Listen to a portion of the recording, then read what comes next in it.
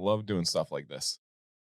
But no, my favorite story that I think that you've probably told just in small passing that you've done on live streams is probably the one about you were at the funeral. Was it your grandfather that you were at Yeah. the funeral? That's probably my favorite story. I have others, but this one probably stands out more because this is something that I would do.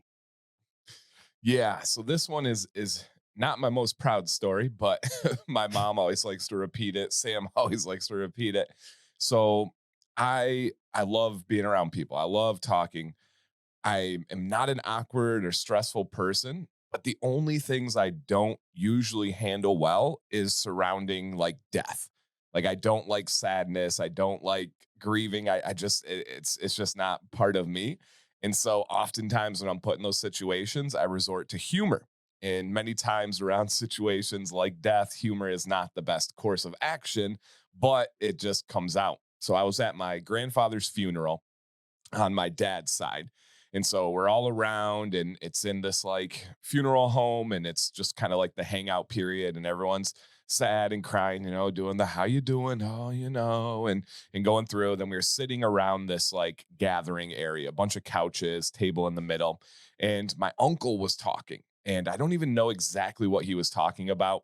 It was something along the lines of visiting. And if you guys remember when we grew up on the lake, and it's like me, my wife Sam, my mom, my dad, my sisters, aunts and uncles, and cousins, and they start going around and they're like, "No, I don't really remember that." I'm like, "Oh yeah, we've got recordings of like the old camcorders and everyone playing at the lake."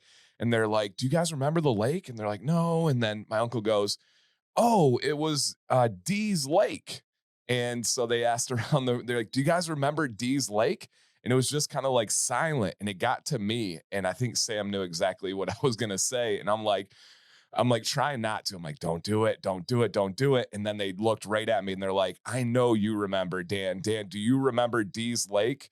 And of course I had to. I go, no, but I do remember Dee's nuts.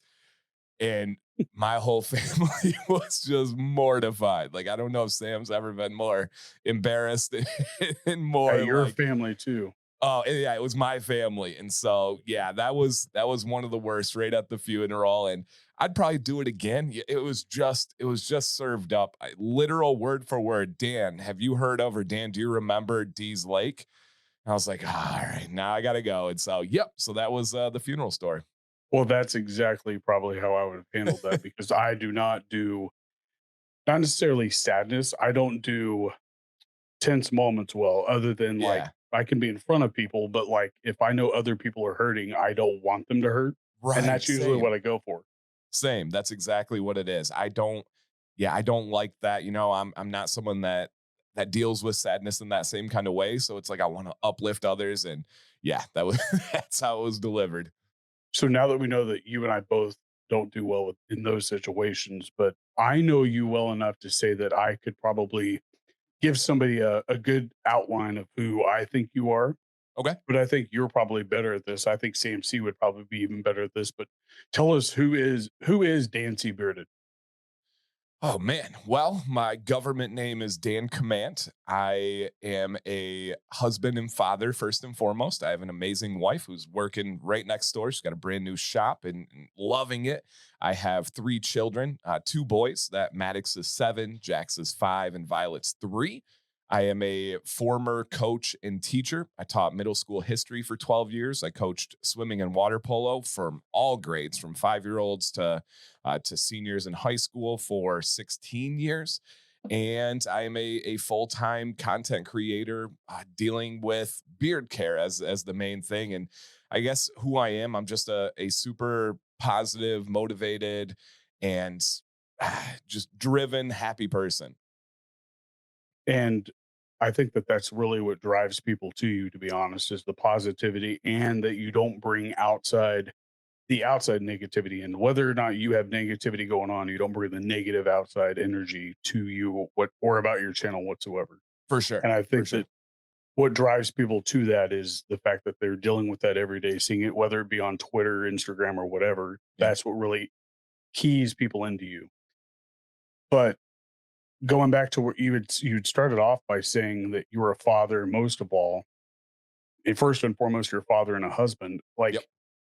Like, I've never knew you outside of this whatsoever.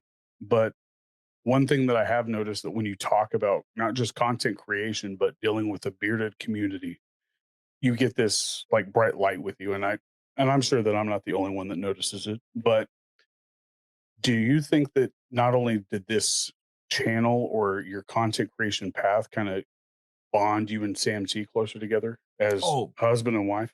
for sure, no doubt about it. And even to the basics, the channel idea was from her. This was not something that was a dream of mine or I grew up wanting to do. It was something that she thought I would be good at, and so I tried it, and just essentially was to impress my wife. It wasn't to get money, wasn't to get numbers or ego or anything, and so that was kind of the basis of this. And then I guess probably the greatest bond that we've had together is, as it's grown, it's been nothing but support on both sides. I mean, when I started this channel, we were filming at the kitchen table. And so I would have to set up the lights. I put a screen, I would put like an actual bed screen over the sliding glass door as like a diffuser.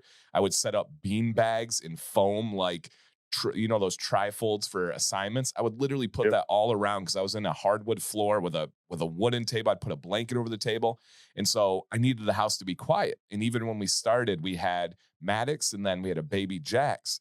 And so I tried to go during nap time. I couldn't go at night because I didn't have lights. And so if they woke up, she would literally drive them around the neighborhood. She would go get like a coffee or some fries and drive around the neighborhood until I was done filming. And it was never like a hassle. It was never like, oh, I got to work around my wife or this. It was like, okay, what can I do to help? And then as we grew and things like getting new cameras, right? I got to show, got like cameras over here, got cameras over here. And as we built the studio and all this stuff, it was, I think, the opposite experience of a lot of people where I'm like, okay, I should probably get a studio. And she's like, oh, yeah, go big, do this. I'm like, oh, hey, I don't need to spend that. I'm not going that crazy. And she was just so supportive all along the way. And I could be super open, super honest about everything. She never batted an eye, whether it was negativity, like you mentioned, from the outside, whether it was super positive. She was just there to support, there to check me. She actually watched part of my live stream last night and texted me today and said, hey, I'm not coming at you, but I took this in kind of an interesting way, just kind of food for thought on how you delivered this. And I was like, no, you're right. Thank you. I should have said that in a better way. And so, yeah, it's done nothing but help bond us together better than ever. And she doesn't do that a lot, does she? Like, sit in on live streams too terribly much because she's dealing with the kids, or she's doing her own thing. Yeah, and she will, yeah, she definitely does her own thing. She is definitely not somebody that's like chasing the spotlight, that has to drop a comment to get a bunch of attention or anything like that. She'll watch in the background. She'll give me some props afterwards and say like, "Oh, that was a really great show," or "Hey, think about this." But it's not something that she like has to watch or is adamantly following. It's just kind of on her own time. Now, going into the next step that you find even more important is being a father. Now, you also talked about being a coach. Now, I don't know if you're ever going to go back down that road again in the future, but would you say that being a coach helped you out being a father, or do you think being a father helped you out being a coach? Definitely both. So, being a teacher and coach are very similar things. I didn't know that I wanted to be a teacher. I didn't know I wanted to be a coach. Just kind of like YouTube. I went to college to actually go for like radiation tech. I was a swimmer in high school, a water polo player, basketball player, and my best buddy, who was also a swimmer, his dad owned a medical imaging company. And I was like, I don't know what I want to do. And he was like, get this tech job, and I'll give you a job making 100K your first year out. I'm like, all right, sounds good. And I hated it, but I started coaching water polo in college, and I fell in love with like motivating people, bringing people together, teaching a sport. And I was like, man, I can't likely do this as a career, but what's something similar? I was like, oh, teaching, it seems similar. And what do I like? Oh, I like history. And so I started teaching, started coaching with that idea in mind of motivating people, of teaching people. And so it really helped with understanding how people react, understanding different personalities, which is really important as a father. I have 3 kids. They're all vastly different. My approach has to literally in every situation for every kid has to be different. So coaching greatly prepared me for that. Same with teaching and having that perspective. But once I had kids, it also flipped the perspective the other way. And there were certain situations where maybe I wasn't as sensitive as I should have been in teaching or in coaching. And once you have kids, you see it through a different lens of dealing with somebody else's kids. And I have two different master degrees. And the first one was in administration to be a principal. I now looking at it from this side, I think a requirement to be a principal should be that you have children. Now, some people are going to push back on that and say, oh, that's ridiculous. But the perspective you have once you have children is just something you can't experience until it happens. And I'm somebody that considers myself like an old soul and I like to have a diverse perspective. Having that child, having multiple children just changes your views on things. And so, definitely becoming a father completely changed my approach with teaching and with coaching as well. So, both sides of that definitely impacted each other. Do you think that, if Violet ever decides she ever wants to do sports, that she could impact you enough to wanna help coach something that she's gonna get into? For Whether that sure. be soccer or something like that? For sure. Whatever sports they go into, if there's a need, if there is an ability to spend that quality time with them, that's why I would. The main reason for leaving coaching, which was a different reason than teaching, was because of the time away from my family. The teaching schedule wasn't actually time away from my family because they were in school for the most part, other than Violet, who's not there yet, but she'll be there very soon, you know. But when they would get out of school, I would be out of school. So that wasn't an issue. Coaching, it was the exact opposite. My kids would get home from school and any minute I spent coaching was a minute away from the family.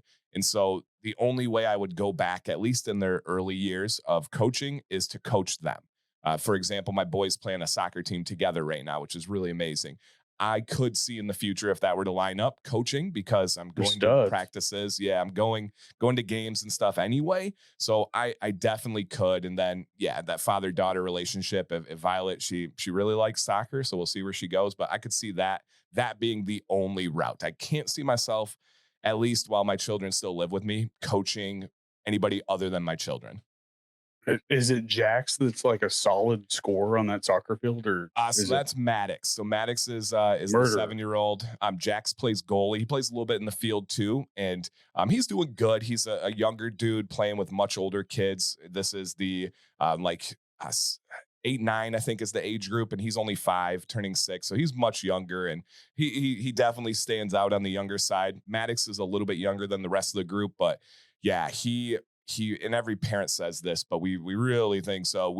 He's got something special. He's just had a club coach that came to our house the other day. We didn't even know him, and they're like, he needs to come play for us. He needs to come to this team. And yeah, he had a streak of I think it was 9 straight games where he scored at least 7 goals in a soccer game. And so Jeez.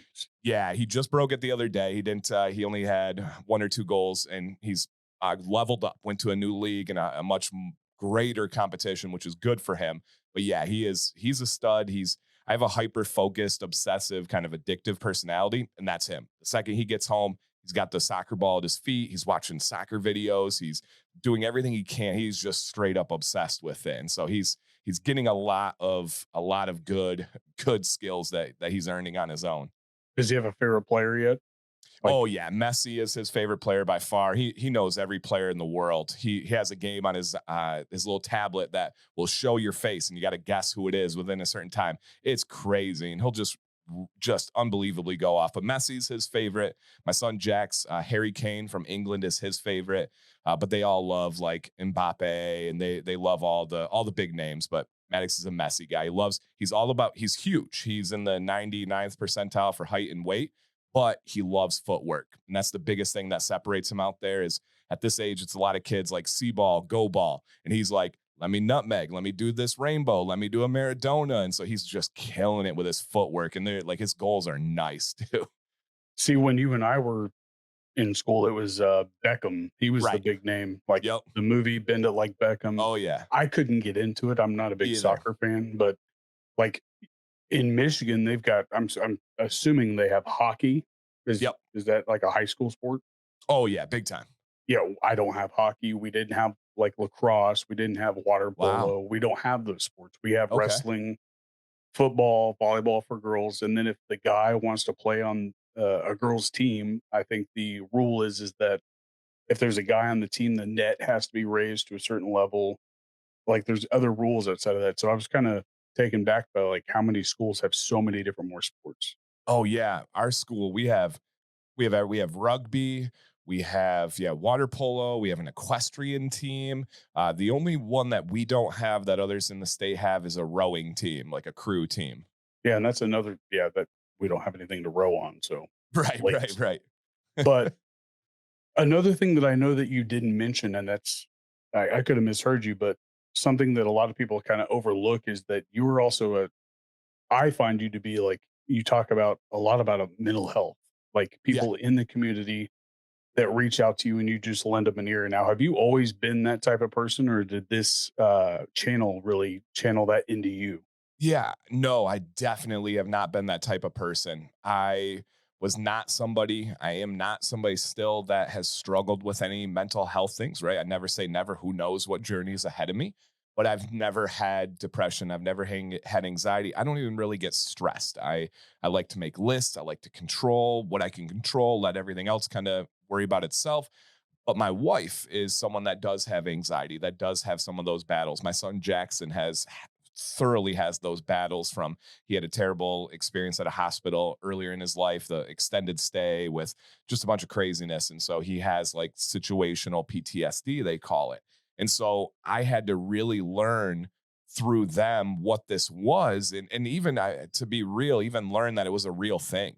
I think a lot of people that are kind of like me, and I would assume kind of like you, where we grow up and we're tough, and we persevere and stuff, we almost think like, oh yeah, they're just not mentally tough. Oh yeah, they're just not pushing themselves. And I had to learn like, oh no, there's actual things. There's real chemicals, the imbalance. There's real stuff that's going on.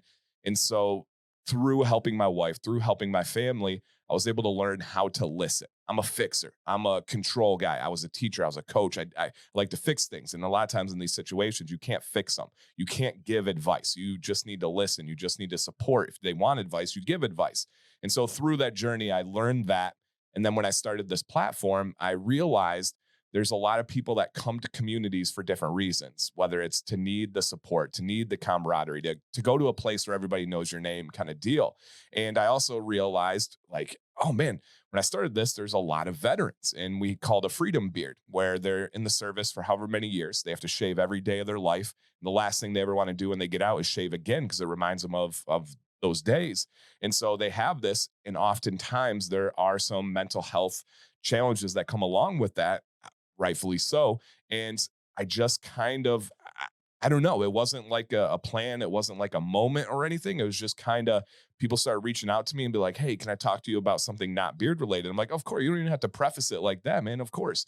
And so then I just try to make it super clear to everybody that I will respond to everyone. I will listen. I will, whatever you need me to do, I will try my best. If I don't have the ability, I'll find a number, I'll find some kind of place that will hopefully be able to help you. But I do know how important that is. Last year, we had a student at our school that took their own life, and that was unbelievably devastating. I've had friends, I've had people that I've known for a very long time, and I see those warning signs. I see those things adding up, and it's like, man, I want to make sure people know they have somebody, right? When we were teaching, we wanted to make sure every student knew there was one adult that cared about them. And it's like, if this community, if people are watching, I want them to know that there is at least one person that cares about them, likely far more than that, but I want them to know that I can be and I will be that person. Now, like it also took me also probably being married to realize that there's way more things than just mental health. There's like you said, anxiety. Yeah. There's stress is I think leveled out into numerous different like categories because you have stress either over family, you have stress over friends. I Yep. mean, I just like you, I don't stress about much, and if it is stress, it's more like I've got to get it done. Right. I've got to fix it. Like, and I also think that that has a lot to do with the sports I was involved with because it For taught sure. me how to fix things on a whim, whether that be in a certain situation in a football game or in swimming. I had to catch up, or in wrestling, I had to gain a couple points, get up, or whatever. But that Mhm. I think also helps the ones who were self motivated, like with sports. Ones that aren't self motivated, I found to be that they aren't really into sports, or they're not necessarily into them. They weren't raised around them. Because my wife For is sure. from Ohio, and she'll be the second one to tell you. I'll be the first. She's not very coordinated when it comes to sports, but she wants to be involved, but I also think that the activity of just getting down in the dirt and doing stuff is really the biggest help, is to doing something out of the norm. Yeah, for sure. But let's kind of take a different route with, I guess, content creation. I mean, Yeah. I think when I first heard your name, I don't know if you're familiar with when this video came out, because I'm not. Scott Barnes. He kind Yep. of gave a top five. I don't know if it was beard content or if it was beard reviews. I was watching Scuba probably back in 2017, and that Yep. was a little bit before your time. Yep. But I'm not sure what year that came out, but that's really what kind of keyed me to kind of watch your videos. And then you had a live feed, and I don't remember what that is, but what I guess what kind of made you feel comfortable enough to hit that record button? Like, what things did you feel like you needed to know other than reviewing beard oils, like other than putting them in your own beard, of course? But what made you say, "Okay, I feel good with this. Let's hit record"? Yeah, it's a great question. So I was watching videos around that same time, 2017, 2016. And I, just like so many community members today, I would comment on videos and started to kind of get a name. And essentially, I started teaching in 2012 and or 2011, 2012. And I was 22 years old. And so I was like, I want to stand out. Let me grow out some facial hair. And with the facial hair, I had it short to begin with, and I'm like, let me try to grow it a little bit longer. And then my wife encouraged me to try to grow it even longer. So I started researching because the first product that I got was a really bad product, really garbage. Everyone was like, hey, you got to try beard oil. You got to try beard oil. My wife picked one up that smelled really good. And I'm like, oh, sweet. And I'm like, this can't be right. So I started doing like I always do. I started researching and going in depth. And I started posting on Reddit. And I'm like, hey, I don't know about this ingredient, but what about this? What do you guys think? And then I would show like my styled mustache, and then I would show a new trim. And I started to build a little bit of following. I even had like beard companies reaching out to me before the channel when I was on Reddit. And then the scene of the beard content, very super micro niche at the time, was much different than today. I mean, vastly, vastly different than today. There were no scheduled live streams. I don't know anybody that had scheduled uploads. It was just kind of like a couple of names that were making videos about these, Scuba being the biggest and kind of most dominant.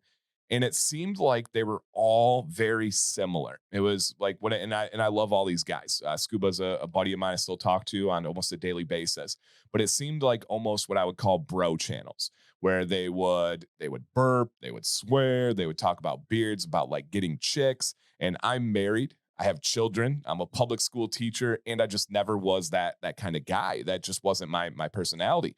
And obviously it was working. They had some very successful channels, very, very good numbers, very entertaining. And I thought, man, when my wife was like, I think you'd be good at this. And I'm like, okay, if I'm going to do it, I'm going to do it.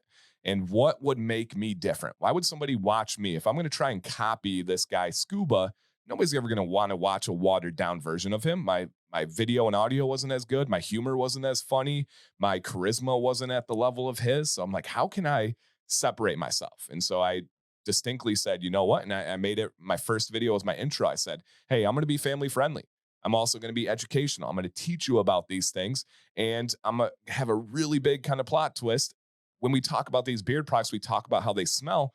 Oftentimes, you're having these scented beard products for to attract a lady or for the lady that's in your life or significant other. How about I bring my wife into these videos and she'll tell you what she thinks they smell like? So we don't need to assume what women are going to think. Let's hear from a woman. And so those were kind of my big three things: family friendly, educational, and then a woman's perspective. And I was like, I think I can do this. And just like I do anything else, I'm going to be consistent. I'm going to be a workhorse. I'm going to learn. I'm going to have natural growth.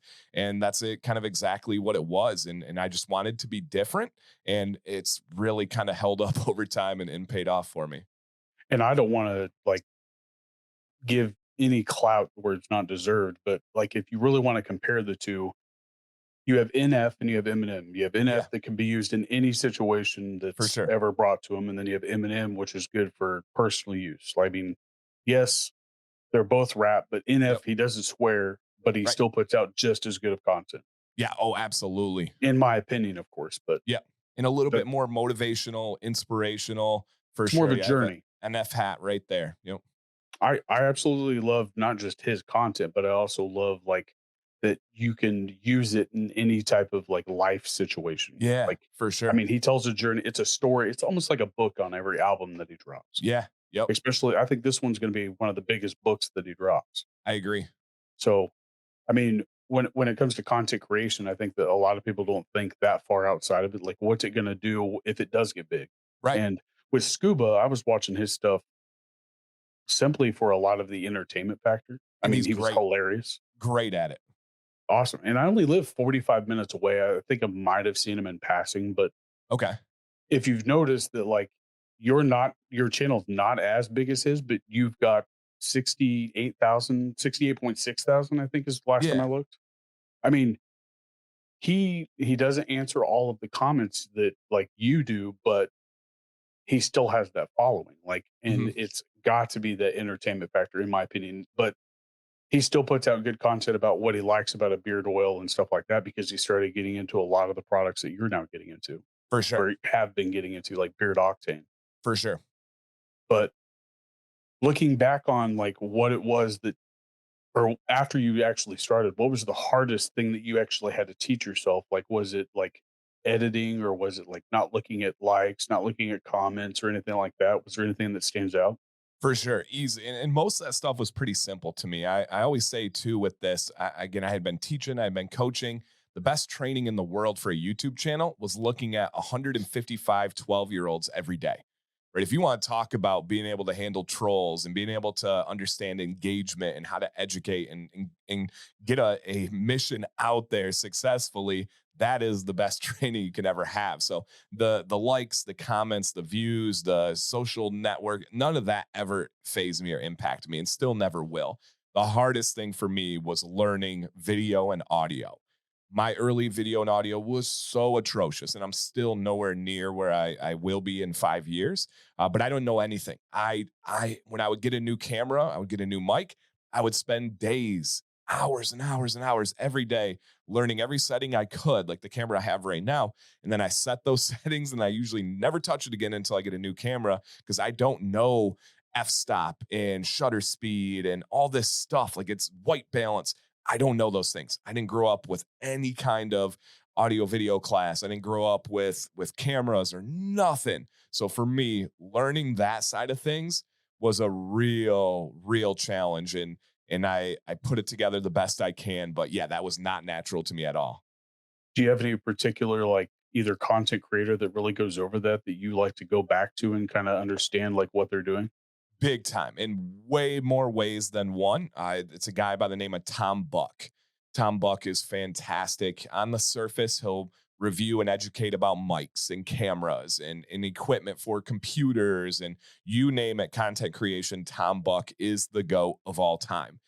Another thing is he was a public school teacher for, I believe, 12 years and left teaching the year before I did. So he like went through the process, showed that it was possible. I was able to ask him questions, learn from his process of leaving education and then going into YouTube full time. And so, yeah, without a doubt, shout out to my man Tom Buck and his wife Heather, who also makes content. She's phenomenal as well. That is the one that I go to all the time. I use, you can probably see it over here a little bit. I use a Rodecaster Pro for my audio. Tom was the guy that pioneered the content on the Rodecaster Pro. My mic I learned about from Tom.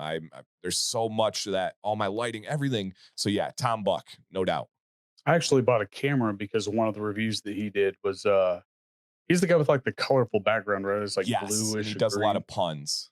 Yeah, he's I got the Insta 360 Yep, webcam from him. So, yep, well, not that's from him. him, but that Right. was one of the reasons why I chose it. But like whenever I'm looking at content and they're going over all these little things, the one thing that I look for is like somebody that's really, I guess, on my pace of learning, whether it be Yep.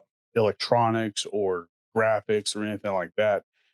I would say that it probably took me a year before I actually felt comfortable enough with what I had in my house before I was like, let's go and do this. But then probably a month down the road is when my friends and I were like, hey, why don't we just do this together? And that's really where I've focused a lot of my time. But now that I have my schedule back, I've started to bring in back in the recess ruckus. So Cool.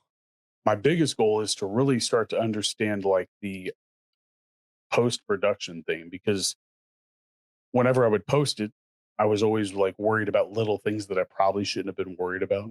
Mhm. Like whether like my sound, I think is the key thing first when it comes to podcasting or when it comes to video creation, really. But like second should be your video. Like start building up your repertoire, if you will, before you start plugging in all this money. And that's what I was worried about. How am I going to come up with the money to pay for this Yeah, down the road? But that shouldn't be what anybody, whether it be content creation or podcasting, I think they kind of intertwine within the two. But my goal with this one was to be audio only. And my friends were like, hey, why don't you have it on actual video? Because I think that a lot of people will learn a lot more with what I'm doing. But my hardest thing is, going back to look at, like, I can't really think of the channel name, but they're really big.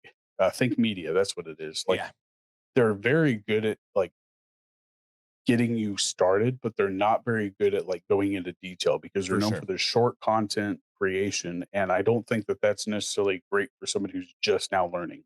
Yeah. So just like with beard care, like, is there any other, like, niches that you've thought about getting into down the road, whether it be with SAMC or with the mayor or anything like that? For sure. Yeah, there have been a couple that we have actually dabbled in. And I would say one of kind of just a little side thing that goes with this. One of the biggest challenges for me with leaving teaching was when I did this teaching and coaching full time. I mean, I was coaching a state champion level water polo varsity team while teaching all day, while making content and live streams. At that point, it was just survival. Like I just had to get the stuff done. Now that I do have time, more time available to me, I've also had more opportunities available to me.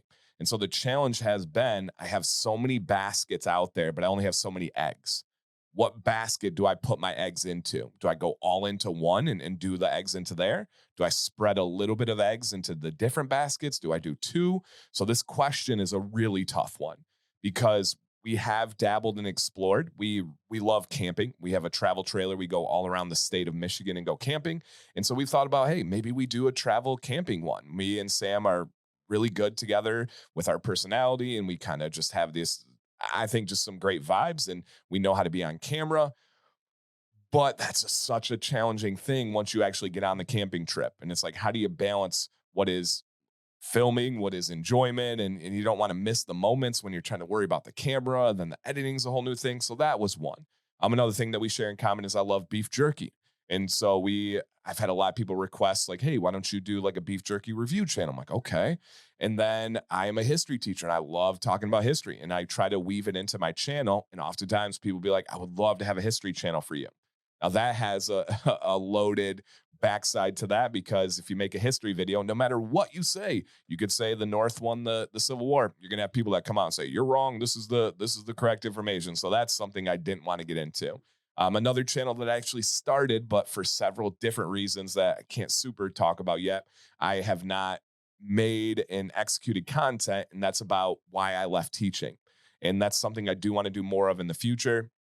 I would also like to do more education about public speaking. I love public speaking and the art of it and the skills and the little things you can do to improve your communication.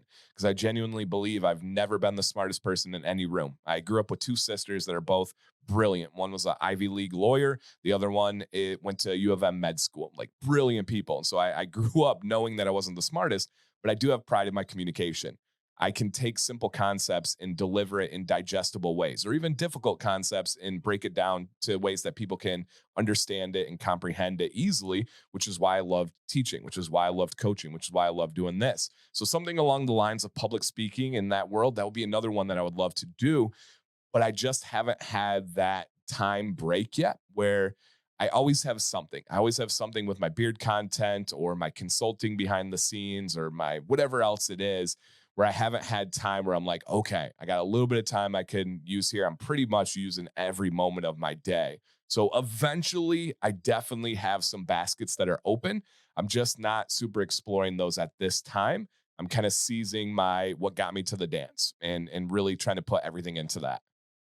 Now, I think you posted this picture, I think it was yesterday on your Instagram, like, you had it was almost like a checklist that you were going through recording, Yeah. editing, thumbnail, and optimizing, is that what it was? Yeah. Yep. Now, can you kinda I guess, go into a little bit more detail about that last one? Because I think a lot of people kind of get a little, well, what do you mean by that? I mean, I Yeah. sort of know like what you mean by it because I do this, but what do you call optimizing in Dan C's eyes? For sure. Yeah. And I'll just run through the whole process super quickly. So I have pre-production, right? I have a studio, but I do have different lights, like my live stream lights.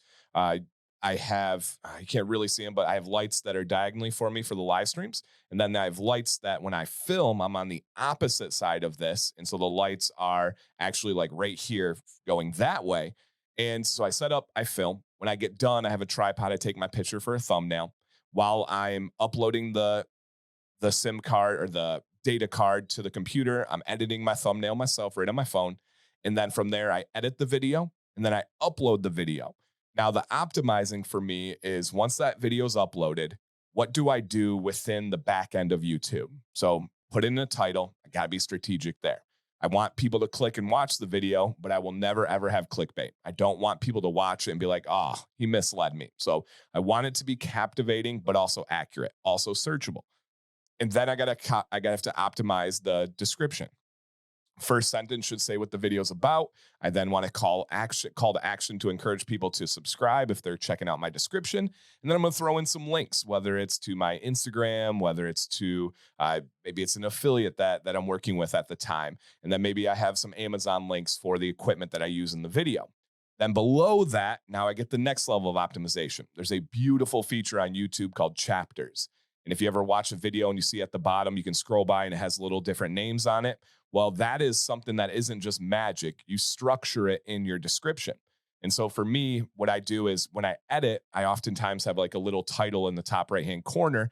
And all I do is I pull up YouTube on half the screen, I pull up my editing program on the other half, and I just match my chapters with those titles. And so it'll be an introduction, it'll be the details, and it's very much like a teaching lesson plan. I'll have my intro, the details, the evidence, then the conclusion. And so I kind of break it down like that for the chapters.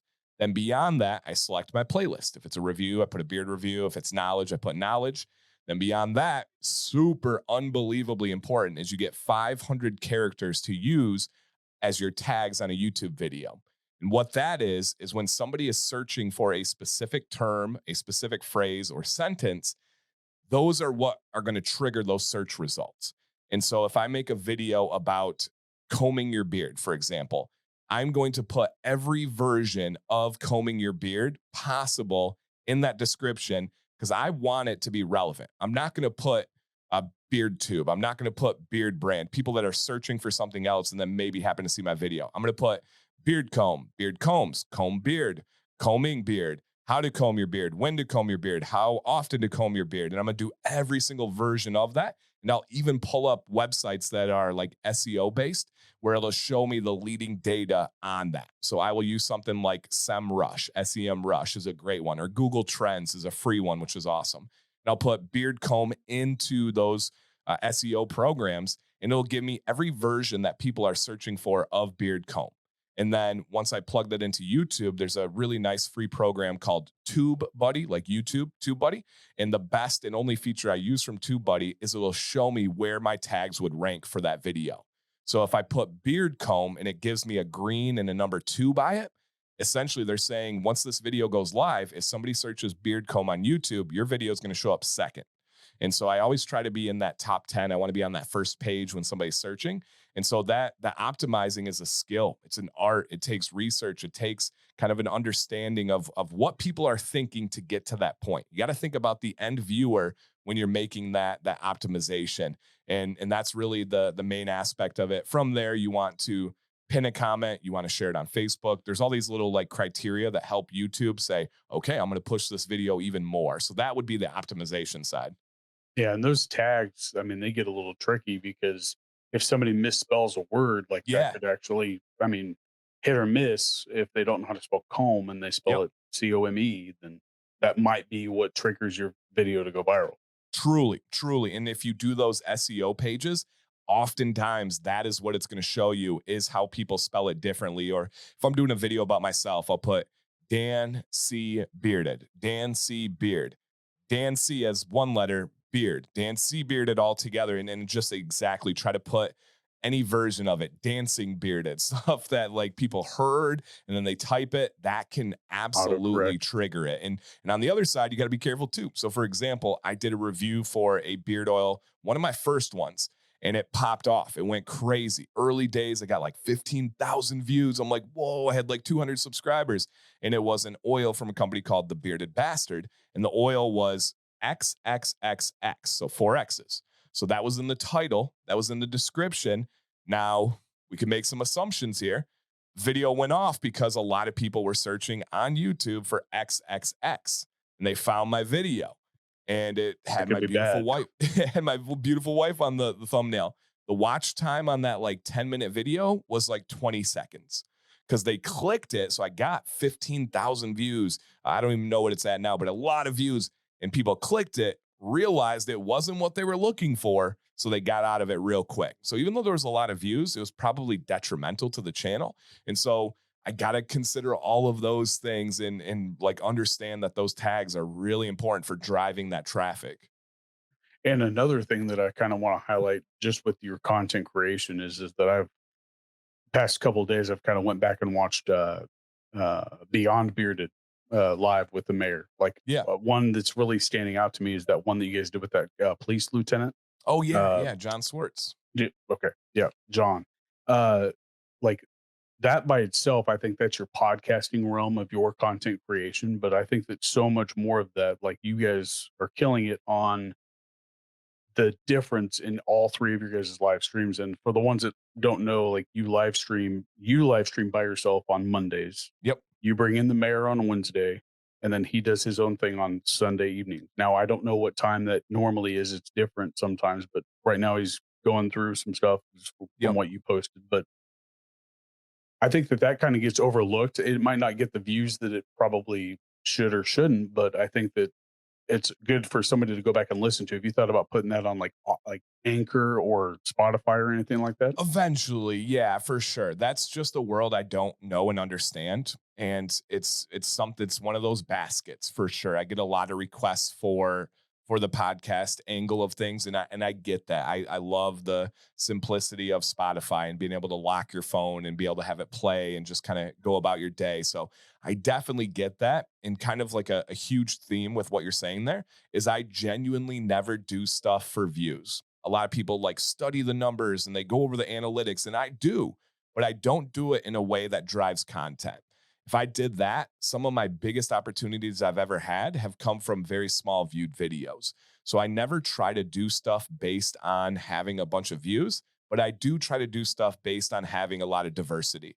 So I will never have the same live stream like multiple times a week as of right now is not the plan, because I like people getting different feels, different vibes, different situations. The way that I'm talking now in this conversation mode is very different than what I was talking last night on a Monday show. It's not because I'm different, it's just different setting, different scenario, Mhm. different vibes. So that's all very purposeful. And again, I think it's a really good lesson to I don't do things based on getting views. If I did, some things like I have a series called Carrier Oils 101.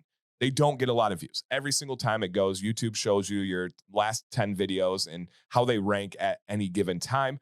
That the Carrier Oils videos are always 10th out of 10. They're always terrible as far as views go. But oftentimes, when I find companies and there's an opportunity that comes up with those companies that can change my life, it comes from videos like that. And so it may not be mass appeal, but like the potency of those views is so heavy. And I love that. And I mean, just from my experience, like before I actually started this, I studied everything left and right, up and down, whatever. Yeah. It got to the point where I was getting ready to record, and then I had to get to this last one that I overlooked, and that was the hosting site for like the podcasting part Oh, of things yeah. where it distributes everywhere.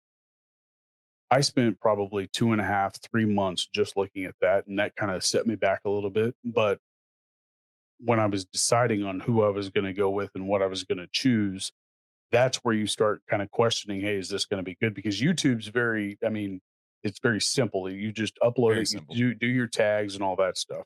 Yep. But with what host that you're going to be choosing to go with, like you've got all these other people like, hey, we upload to this site or we upload to this site.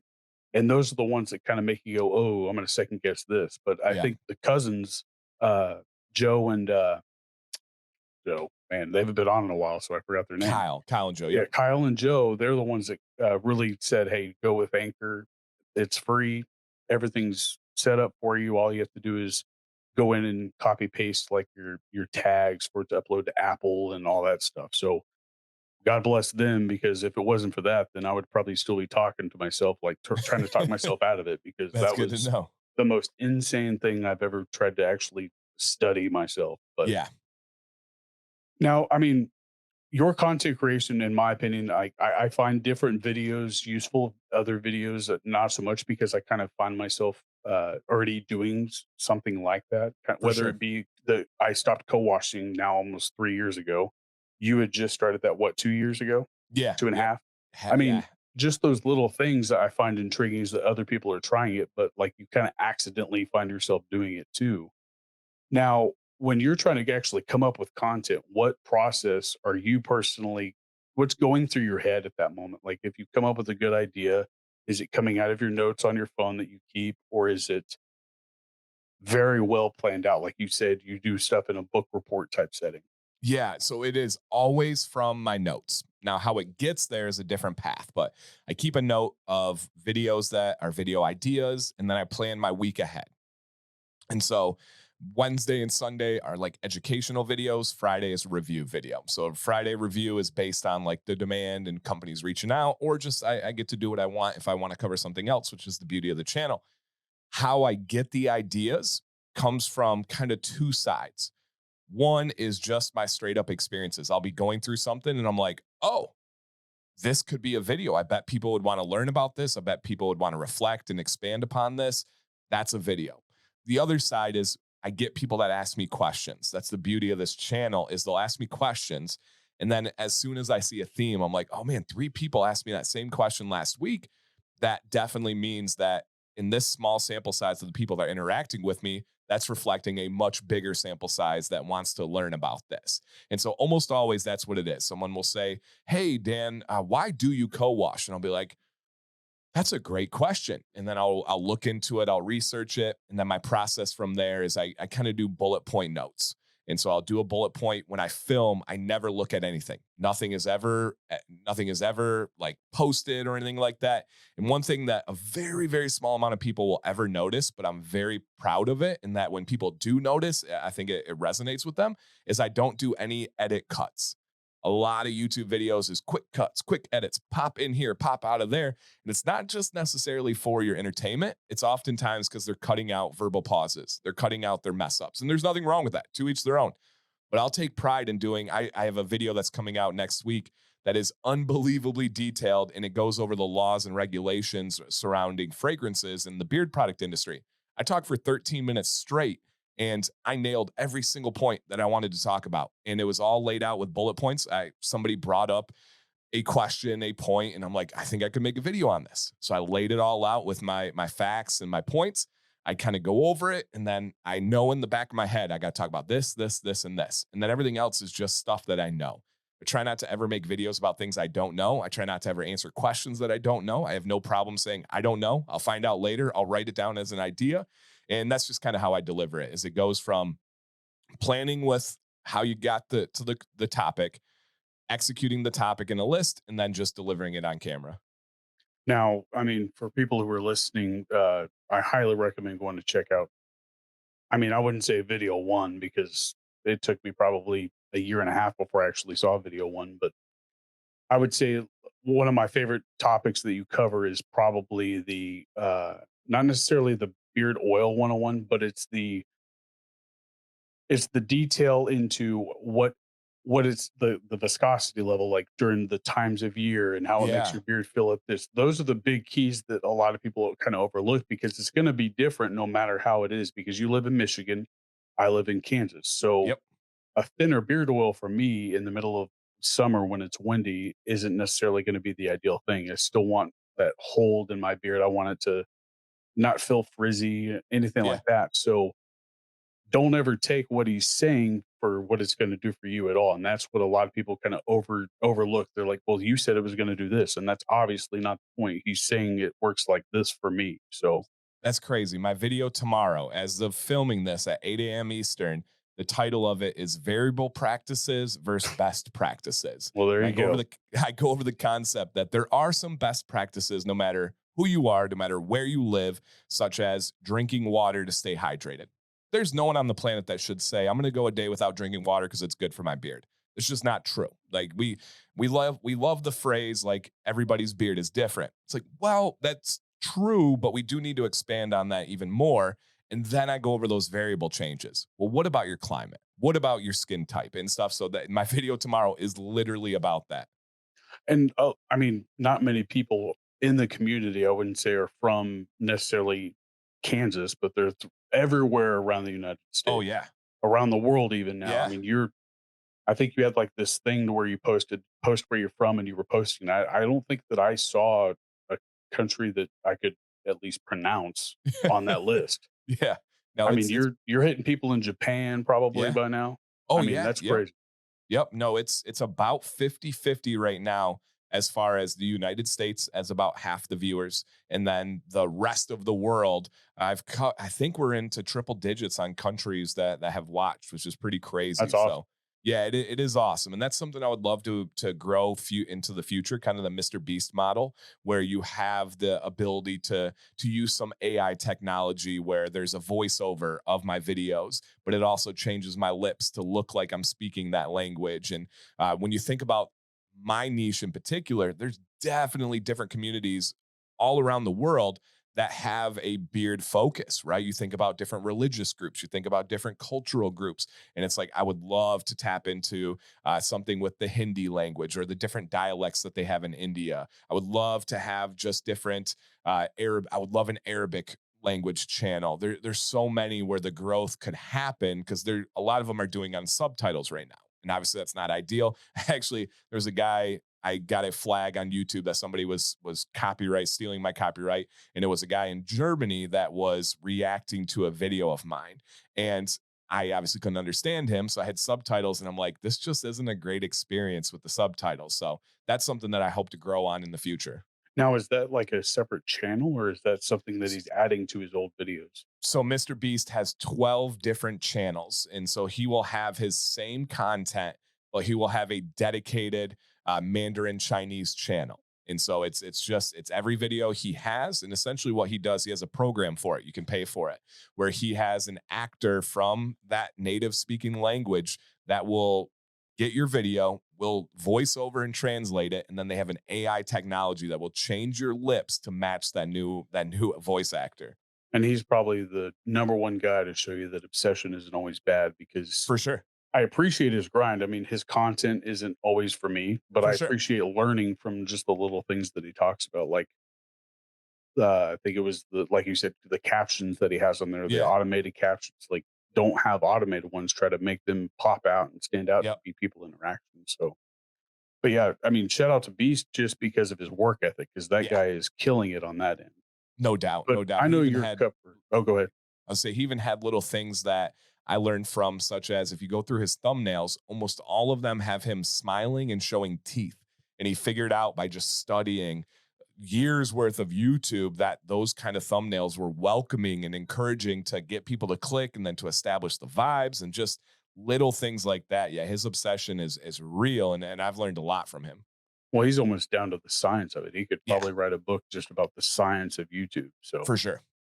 but I know you're cut for time, and I just had a few other questions Yeah, no, outside yeah, of keep going. content. What was the I kind of want to go backwards with your coaching and teaching. What is the biggest thing that you noticed as a coach that you feel like you had to change to, I guess, get across to the kids, or something that you didn't have as an athlete? Like, what do you think should have changed, or what did you have to change to make yourself a successful coach? Yeah, that's a great question.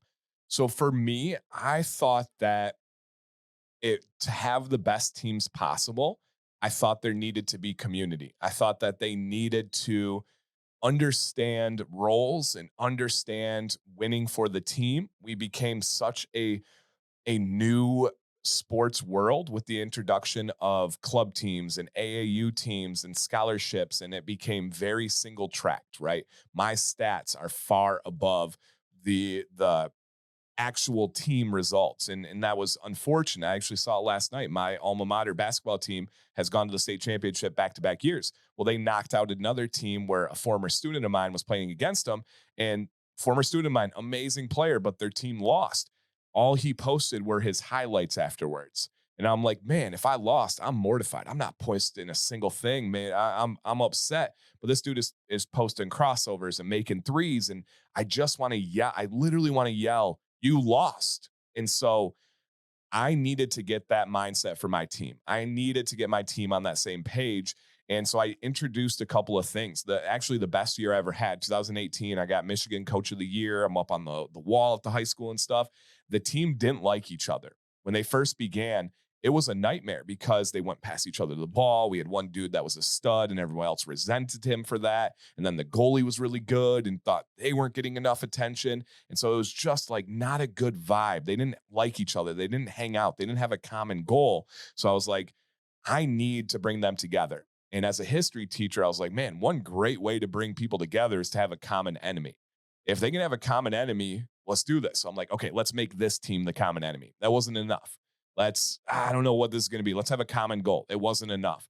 So one day I decided, you know what? I don't really care. I'm not here for people to like me. How about I become their common enemy? And so I waited until they messed up and I kicked them all out of the pool. I laid it on them heavy. I kicked them into the locker room and I knew, and this was all planned out. I knew somebody was going to make a noise. So I waited till they made a noise. I went in there and I busted up, get out of here. You don't deserve to be here.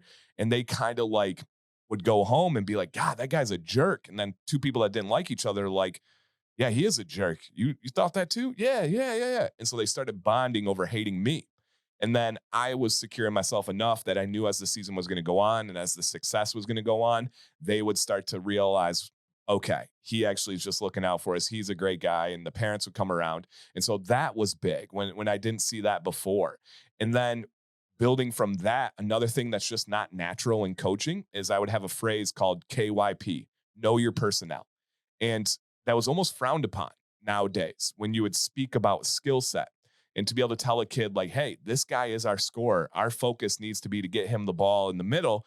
Your focus right now is to pass the ball, to play crazy defense, to go out there and like, let's wear the other best player out. Let's do these things and to really understand your role. KYP, know your personnel. And so I thought those were huge, even though some people would see that in a different light. It brought great success for our team, which I thought was the most important thing.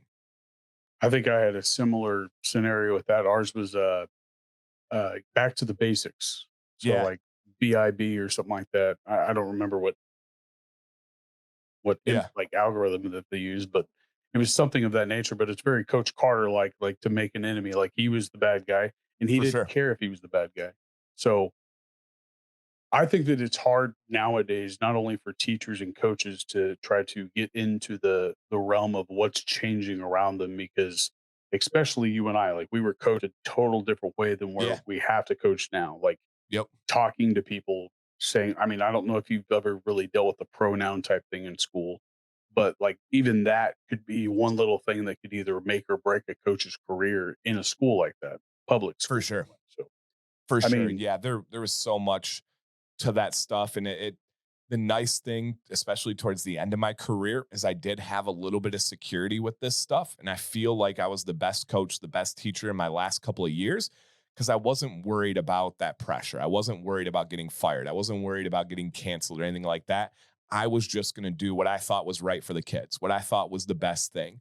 And so that was nice. I mean, you name it. I had every scenario. I had a mom that was also a teacher, straight up crazy. Went to the athletic director, like just was absolutely crazy. Essentially, she got caught in a lie. So she got defensive and was saying I was like bullying her son since the seventh grade and he was a senior and all this stuff to the point where the next day the kid called me into the office. He's like, man, I just want to apologize. My mom is crazy. I had no part of that. I don't know what's going on. I'm so embarrassed, man. And so you just deal with it all. Unfortunately, I don't know any coach today that doesn't have situations like that. and that is an athlete that you want to highlight is somebody Yeah. that can actually take credit for somebody Oh, else's like I guess I don't know personality. Like for if sure. they can build off of that, I mean that shows a lot of character as an athlete and a possible student. For sure. And the relationship is so important. My students, my athletes always knew that I cared about them, that I cared about the team above everything else. And when they know that, they can take the constructive criticism, they can take the coaching. And every kid was different, right? I had an All American, my first All American. Then we had a streak of 4 All Americans in a row, year after that, which was really cool. First time in school history. And that first All American, man, he was a fired up dude. If he messed up, he wanted me to get on him. He wanted me to lay it down. The next year, the All American was much more sensitive. And so I had to change my approach. I couldn't call him out in front of everyone. I had to call him in afterwards, be like, man, come on, what's going on? How you doing this and stuff? So you got to adjust with the kid, but above all, they have to know that you are there for them, that you care about them. And when you do that, it falls in place. Unfortunately, that doesn't always get to the parents because they just see the finish line. They just see the game. They just see the minutes played, the goals scored. They don't see the grind of the 2-a-day practices, the travel with the team, all that relationship building behind the scenes. And oftentimes we know parents are living vicariously through their students and through their athletes nowadays. And so for them, it's just about the show. It's just about the stats. And that's where that disconnect happens. I can't tell you a single disconnect when it was with the student or the athlete. It was almost always the parent. Right. And my boss, before he left and retired, he said the hardest thing, not only coaching girls, but he also said trying to find something that they're trying to fight for, like whether that be like you've got like Michigan, they have inner city problems with either homelessness Yeah. or I mean, you have racism, you have all that other stuff. Like what is it that he has to dig at to really get that to get that drive out of them? And that's what he said was the hardest thing is trying to find out what drives them or motivates them without actually having to plug in that enemy. And he said that he can't seem to find that with some women that or some girls that can't really find that within themselves. So I Yeah. couldn't imagine coaching girls. I just couldn't. Yeah, and I coached both. I coached the girls water polo team when my youngest sister was a very good water polo player. So when she played, I was like, okay, I will come back. I will come coach the girls, and had a lot of success. It was definitely a different beast. If anybody doesn't know, water polo is a very physical sport. Lots of punching, lots of kicking, grabbing under the water, holds, all that kind of stuff. And for the guys, it was just like, okay, yeah, go play. And then for the girls, oftentimes the parents were more of the lens of that's my baby, like in there, it's like, ma'am, your daughter's fully engaging in this and like starting it most of the time. She's okay. But for them, it just, no pun intended, it just hit differently. And so that was a challenge of the emotion that you would see. It was almost, I'm sure you would get that same experience in wrestling where you'd have the wrestling moms that would have these visceral reactions to their kid getting slammed or losing a match. And it just that side of it. And it's like, no, this is what they signed up for. They know what they're doing. And that was tough as well to kind of handle that dichotomy of this athlete and what they were expecting and knew what they were doing as compared to the parent. And that's what I enjoy about female UFC fighters. I think that they are some of the most vicious. Oh yeah. They go till the bell goes or Oh yeah. till the bell rings, sometimes past, and they don't care. They Oh do not yeah. care. Yeah, you'll So, see some of those before and after shots of their face, whether it's Thug ugh, Rose or Lee. Oh man, there's some crazy battles out there. I personally, I think I enjoy most of the women fighters over a lot of those showstoppers that we have now. Like, I would probably rather watch some female fighters over even like the Conor McGregors now. Yeah, no, it's crazy. The Valentino fight that we saw last week, That nuts, was the craziest finish to a fight that I've probably crazy, seen for how quick somebody can react to in not just a fight, but in a certain scenario like that. She knew what she needed to do and she got it done. wild, wild. But I know that you are cut for time, and I respect CMC's wishes. So before we go, I do want you to kind of plug a little bit of your stuff, and I have a couple slides here for you to kind of go over. Oh, awesome. Um, Thank you. So yeah, I definitely take that. Yeah, so I do have a video every Wednesday, Friday, and Sunday, 8 a.m. Eastern. That's all beard videos. Commands Corners Monday, 9 p.m. Eastern, and that's a live stream where we do giveaways, we have like games and jokes, and we just overall have just kind of a fun, high energy, stress free environment. Beard Advice Live is every Wednesday at 9 p.m. Eastern. And then we don't know if Beyond Bearded is going to come back or not, but that's on Sundays at 8 p.m. Eastern. And then also highly active on Instagram. It's something Yeah, I that got I push through. Oh, perfect. Yep. So YouTube Dancy Bearded. There is a Facebook group that's got over 7,000 private members. Again, super supportive. You can post, man, I had a rough day. Someone posted yesterday that they were really struggling with their dog dying. Man, so many people came out and were like, I understand. I feel you. I'm here for you. So really special group. If you choose to join it, just make sure you hit the questions on the entry page, I guess you would call it. And then Instagram, you see more of my family, more of my personal side, as compared to just like laser focused on beards for the YouTube side of things. yep. And then I plugged this also because I think this is a pretty big deal on your guys' because you guys just opened up again, correct? Yeah, yep. That's what she's doing right now. So my wife makes everything in house. We have shirts and decals and hats, and she comes up with the designs. She has the full out whole setup of a heat press and all these crazy things, and it's an amazing one. So it's on Etsy. It's called the Beauty and the Beard Mi. It's linked in every video that I have. So if you just open up a And I'll YouTube tag it video. too. Yeah, awesome. Thank you. And so that's her passion. My wife was an accountant and then she stepped away from that. So now she has her literal shop. I mean, it's a room, it's beautiful. She was able to design it, plan it out. And so she does it all from, like I said, design to creating. She does the packaging, the labeling, she ships it out to the post office, and it's her passion project for sure. And I have probably 3 shirts that I've got. One of them which is personalized. I don't know if she's going to get back into that, Yeah, yep. but she also personalized one for my mother-in-law, and then I have 2 other ones that's I think just your line. So, Awesome. but Awesome. yeah, huge shout out to Sam with her products. So, but Dan, I truly appreciate you coming on here. We'll have to do this again and get more into the realm of like your teaching and your coaching because Yeah. I've always found that intriguing. I Yeah, I worked in would love sports to. and all that stuff, so I Yeah, I wanted can. this to be more of a different thing rather than just pineapple belong on pizza. I don't want it to be. I mean, yeah, that's fun, but Right. I know that. I mean, I know that a little bit more about you than that. The stuff that I'm asking you is stuff that I find interesting about what makes you you. And Yeah. I think that this just touched not even the bare minimum of the surface. For sure. I mean, I So would love to come back. I can talk about this stuff for days and days. this is what I enjoy, man. But I appreciate you coming on. And before we kick out, we'll touch base afterwards.